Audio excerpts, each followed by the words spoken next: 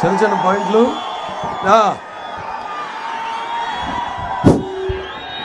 అందరికీ నమస్కారం. ముందుగా వేదికను అలంకరించిన మన తెలుగుదేశం పార్టీ జాతీయ అధ్యక్షులు నారా చంద్రబాబు నాయుడు గారికి, అలాగే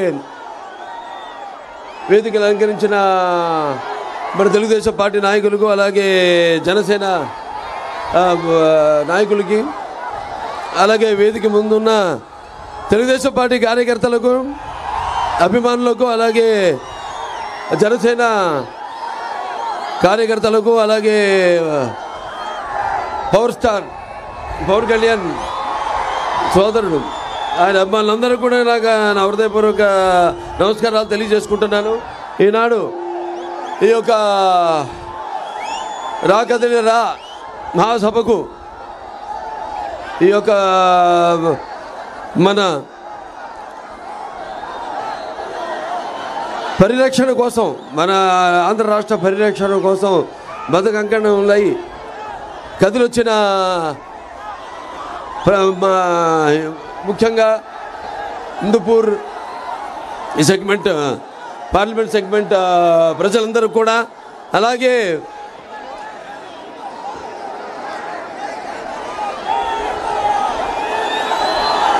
అనుక్షణం తెలుగుదేశం పార్టీని ఆశీర్వదిస్తూ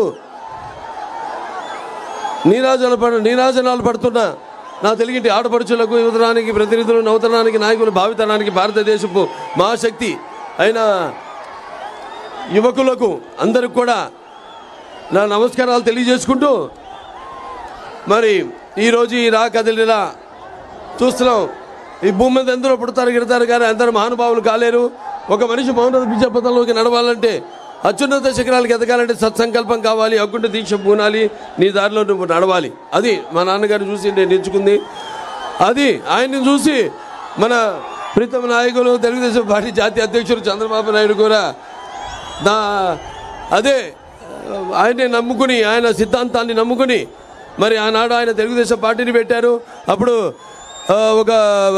అప్పుడే పుట్టిన బిడ్డ బొడ్డు కొయ్యక ముందే అసలు ఈ రాజకీయం అంటే ఏంటో తెలిపిన మహానుభావుడు నందమూరి తారక రామారావు గారు.